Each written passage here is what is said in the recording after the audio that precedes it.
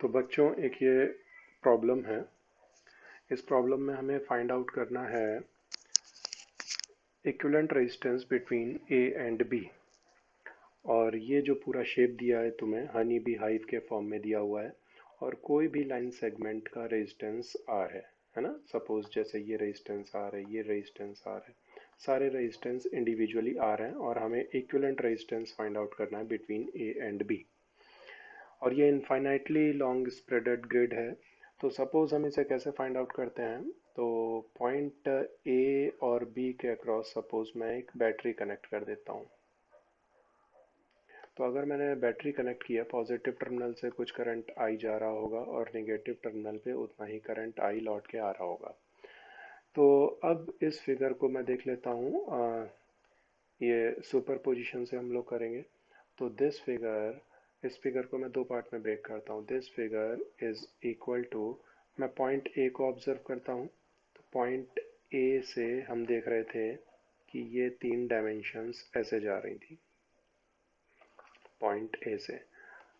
और मैं केवल इतने पार्ट को शो कर रहा हूँ यहाँ पर, और बी पार्ट को, इतने पार्ट को, ये दो पार्ट को ऑब्जर्व कर रहा हूँ अलग अलग। पूरा फिगर मैंने नहीं ड्रॉ किया हुआ है। और बी पॉइंट की बात करूं अगर मैं, तो बी पॉइंट से भी ये तीन डायमेंशंस कुछ ऐसे थी। This is point B. इन दोनों को सुपर इम्पोज किया तो ये वाला फिगर हमें मिल जाएगा। अच्छा, अब अगर मैं कहता हूँ कि पॉइंट ए से करंट आई जा रहा था, तो सिमेट्रिकली करंट जा रहा है ये। तो अगर सिमेट्रिक करंट जा रहा है तो I/3 और I/3 में डिवाइड हो जाएगा ये। और पॉइंट बी से, क्योंकि ए से करंट जा रहा था आई टोटल, और पॉइंट बी से करंट लौट के आ रहा था, ठीक है। तो ये भी इक्वल अमाउंट में तीनों डायमेंशन से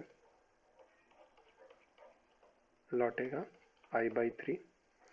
तो अब अगर मैं बात करता हूँ सिर्फ पॉइंट ए और बी की, तो ध्यान से देखो भाई, ये है पॉइंट ए है, ये है पॉइंट बी।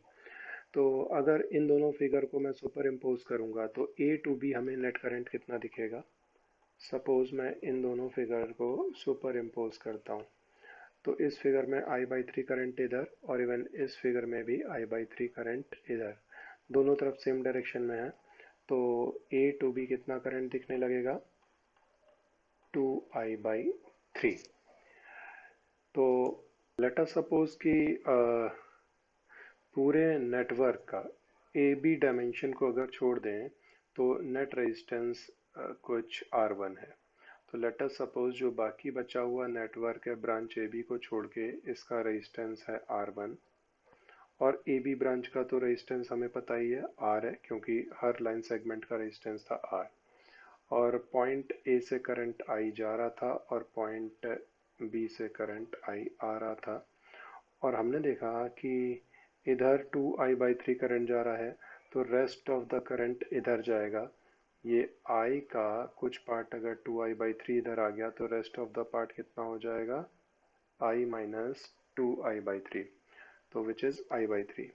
तो अब हम कह सकते हैं कि पॉइंट ए और बी के क्रॉस, है ना, पोटेंशियल डिफरेंस सेम कर सकते हैं। तो VA माइनस VB की वैल्यू को हम चेक करते हैं।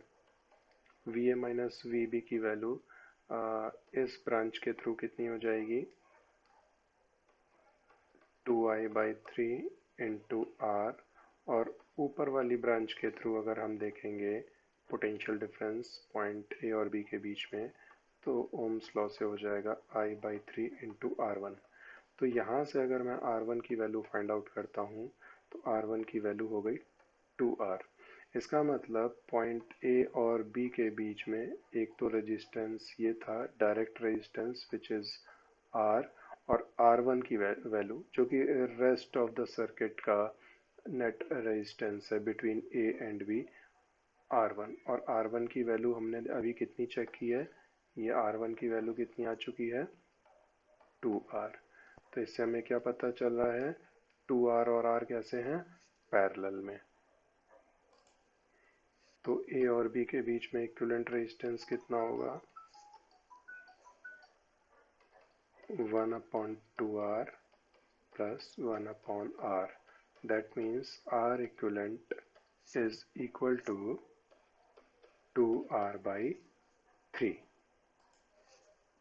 Online live classes, you can contact me at this mail ID. Thank you.